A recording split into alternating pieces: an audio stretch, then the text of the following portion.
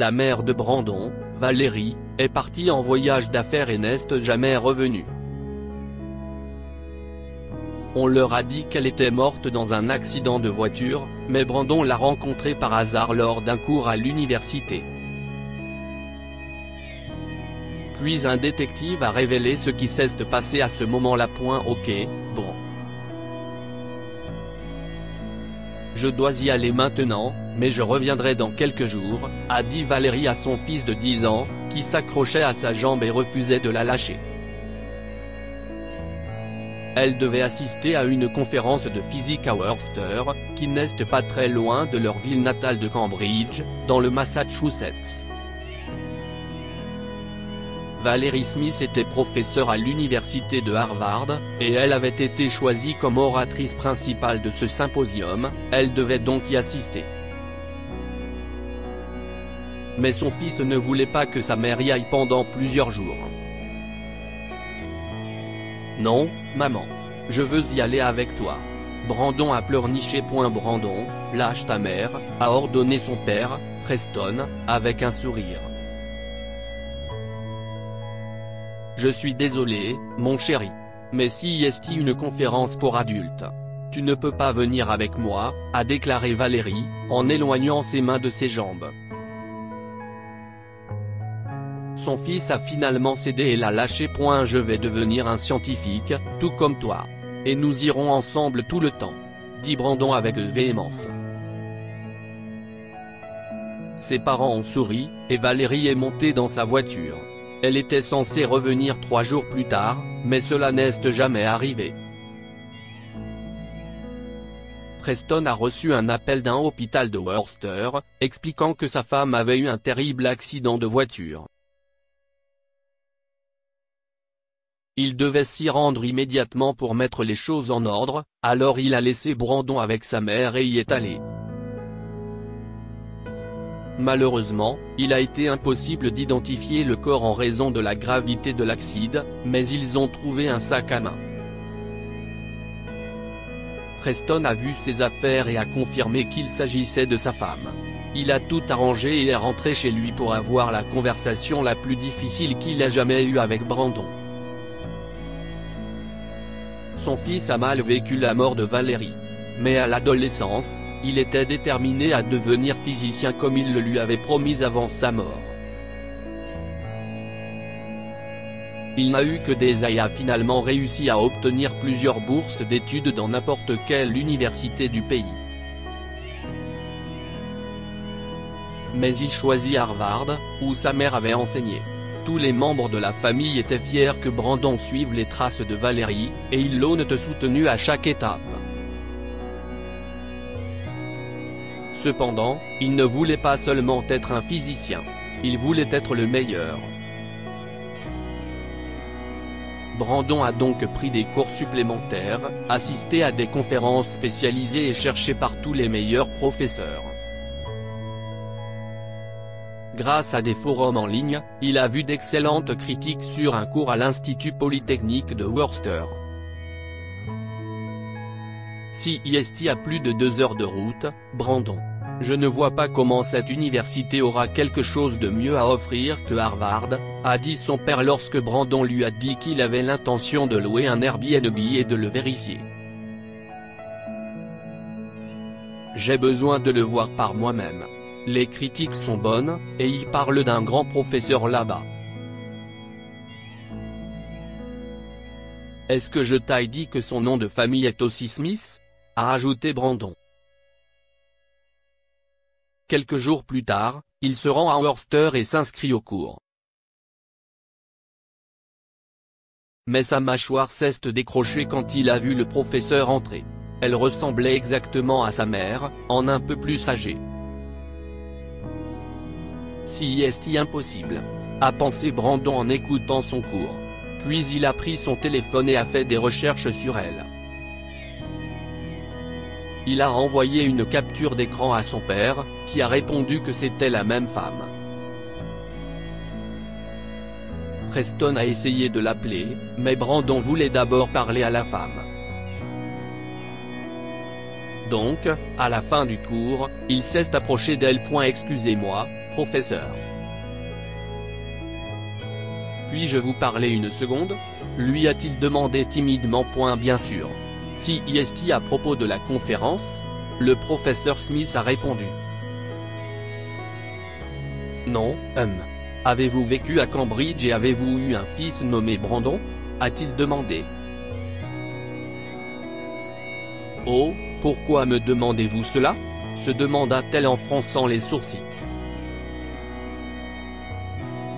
Professeur, je ne veux pas être impoli. CIST juste que vous ressemblez à ma mère qui est morte il y a une dizaine d'années.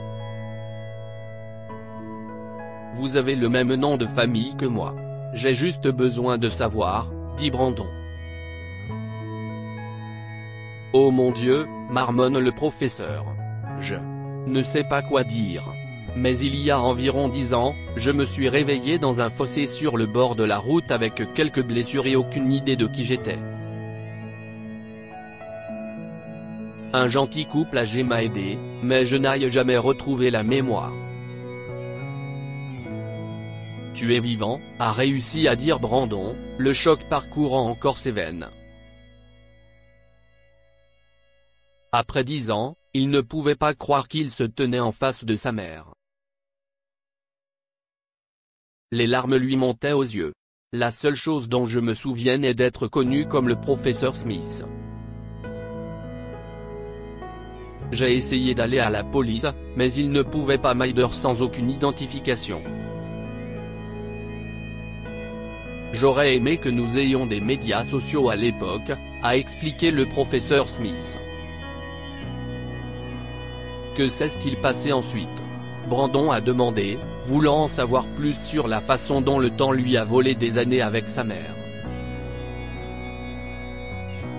Je me suis également souvenu que j'étais bon en physique, et le couple plus âgé que j'ai mentionné auparavant était des enseignants dans cette université. Ils m'ont aidé à trouver un emploi ici. J'ai choisi le nom de Valentina mais j'ai gardé le nom de famille dont je me souvenais, explique-t-elle. Mon père doit venir ici. Nous devons découvrir ce qui s'est passé, conclut Brandon. Quelques heures plus tard, Preston arrive à Worcester et, comme Brandon, ne peut s'empêcher de pleurer en voyant sa femme, qu'il croyait morte, le regarder dans les yeux. C'était le plus beau jour de sa vie. Tous les trois se sont rendus à la police pour ouvrir une enquête. Ils ont effectué un test ADN sur Brandon et ont confirmé qu'il correspondait à celui de Valérie.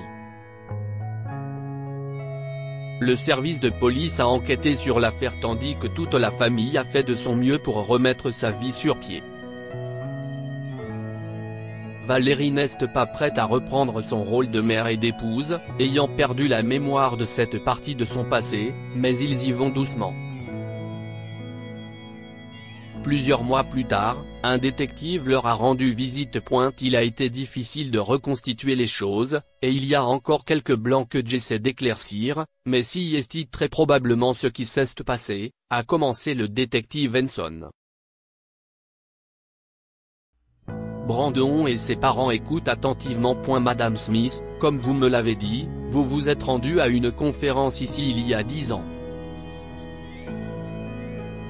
Mais vous étiez avec une collègue nommée Jane Wilson. Elle conduisait quand vous avez été percuté par un homme ivre dans un énorme pick-up. Vous avez été jeté dans le fossé de la route, a poursuivi l'inspecteur Henson.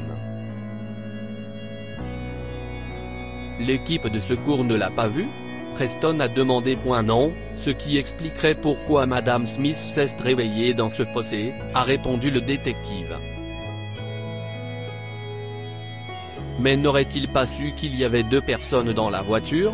Brandon a demandé. Non. Selon les rapports, il n'y avait qu'un seul sac à main dans la voiture, qui appartenait à Madame Smith.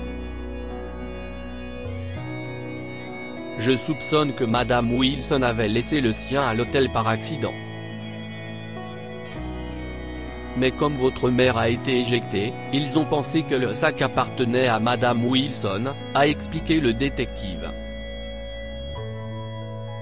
et le corps de cette pauvre femme était méconnaissable, alors ils ont supposé qu'elle était la propriétaire du sac, a poursuivi Preston. Exactement, a confirmé le détective. De plus, Madame Smith a été soignée dans un autre hôpital plusieurs jours après que la mort de Madame Wilson, qu'il pensait être Madame Smith, ait été confirmée. Il n'aurait pas pu faire le rapprochement entre deux et deux. C'est horrible, a sangloté Valérie. Maman. Je veux dire, professeur, je veux dire. Je ne sais pas comment vous appeler en ce moment. Mais on va s'en sortir maintenant qu'on est ensemble, l'a réconforté Brandon. Personne n'a cherché Jane Wilson ? Preston a demandé avant que le détective ne parte. Personne n'a jamais signalé sa disparition. Je soupçonne qu'elle n'avait pas de famille, ou si quelqu'un l'a signalé, ils n'ont jamais trouvé de piste, a répondu le détective Henson et est parti. Dans les semaines qui ont suivi, les Smiths ont travaillé dur pour retrouver ce qu'ils avaient comme famille. Valérie a accepté son vrai nom et est devenue une mère pour Brandon. Cela a pris du temps, mais elle a fini par retomber amoureuse de Preston. Ils ont renouvelé leurs vœux 2 ans plus tard. Valérie a également été réintégrée comme professeur à Harvard, et Brandon a obtenu son diplôme avec mention. Que pouvons-nous apprendre de cette histoire ? Ne jamais sortir sans papier. Malheureusement, ils ont mal identifié Jane Wilson parce qu'elle n'avait pas son sac à main sur elle, et ce fut une tragédie pour plusieurs personnes. Soyez prudents au volant. Portez vos ceintures et soyez prudents sur la route. Il est impossible d'éviter tous les accidents, mais la prudence peut sauver des vies. Partagez cette histoire avec vos amis. Elle pourrait égayer leur journée et les inspirer.